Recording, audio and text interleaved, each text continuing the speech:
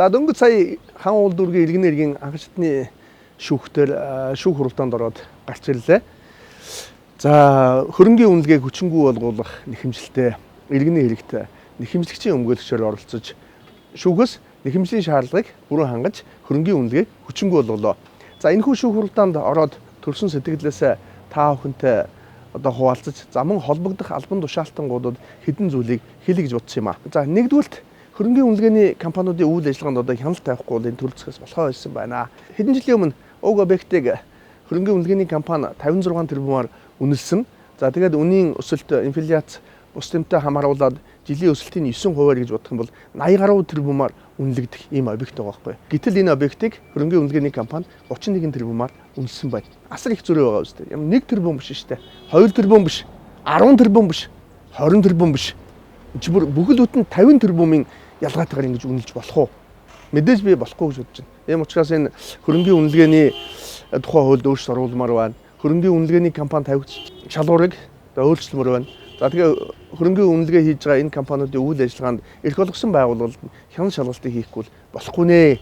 Яагаад ийм ялгаатай үн байгаа талаар шүүх хуралдаанд гэрчээр орсон үнэлгээчингээс асуухаар энэ үл захиалагчаас хамаарна гэдэг зүйл хэлж байна. Одоо яг шүүх хуралдааны тэмдэг дээр байгаа ийм байж болох уу?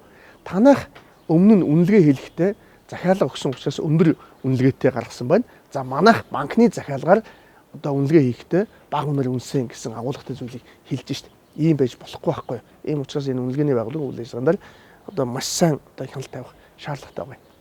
За хоёрдугаарт нь банк болон банк ус санхүүгийн байгууллагын одоо захиалгаар үйл хөдлөл хөрөнгийн барьцааны тухай батлагдсан гэж би бол хардаж байна. Энэ эрх зүйн зохицуултыг одоо өөрчлөе, боловсронгуй болгоё гэдэг саналыг өнгөрсөн 7 хоногт би одоо тавьж ирсэн. Гэтэл өнөөдөр яг энэ асуудал давтагдж байна. За банк бол мөнгө зөөлүүлээд за тэгээд юу гэдэг юм түүнийгээ хүүлээд за зээлийг төлж чадахгүй бол барьцаанд нь эд хөрөнгийг үнэлүүлээд авах гэж байгаа. За энэ бол зөв шүүхэн шийдвэр гаргасан.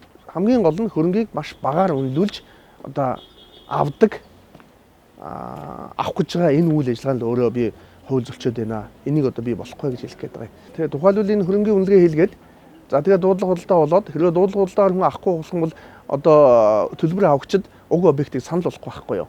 За тэгээд санал болгоод төлбөр авагч хэрвээ энэ объектыг авахгүй гэх юм бол төлбөр төлөгчид объектыг буцаагаад өгдөг ийм хууль зүйн зохицуулалттай байхгүй.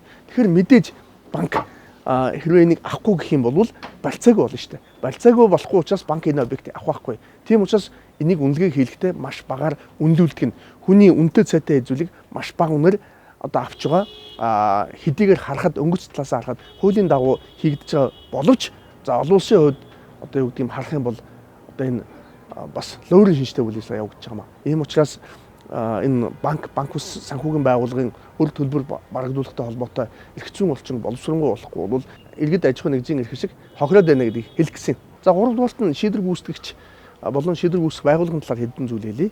Өмнө нь шийдвэр гүйцэтгэгч болон шийдвэр гүйцэх байгууллага нь 10 хүртэл хувийн төлбөр авч үйл ажиллагаа явуулдаг байсан. Өөрөөр хэлбэл энэ ажлыг хийхин төлөө төрөөс цалин авчаад, хангамж идлээд, хувцас форм авчаад, цолны мөнгө авчаад хөлс авдаг байсан байхгүй. За үүнийг нь бол болиулсан. Гэтэл өнөөдөр бол шийдвэр гүйцэтгэгч болон гүйцэтгэх байгууллага тэгээ төлбөр авагчийн талд үйл ажиллагаа явуулаад байна гэж бид бол хардаж байгаа. Тухайлбал энэ хэргийн хувьд үнэлгээний байгууллага нь захиалагчтай гэрээ байгуулсан уугүй гэдгийг бид нар шалгах зорилгоор үнэлгээний гэрээг шаардсан. Мэдээж хариуцлагч гаргаж өгөөгүй. Гаргаж өгөхгүй болохоор шүүхэд хүсэлт тавьсан. За шүүхээс үнэлгээний гэрээ байгуулсан бол гэрээгээ авчраа гэдэг одоо захирамж гаргасан. Харамсалтай нь авчиж өгөөгүй.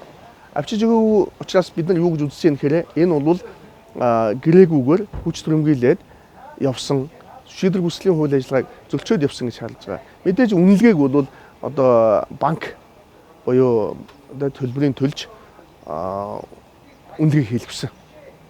Уулын захиалагч үнэлгээч хоёр гэрээ байгуулад үүний дагуу явах ёстой. Гэтэл би бол захиалагч мөнгө төлөөгүй төлбөр авагч буюу банк мөнгө төлсөн байгаа байхгүй.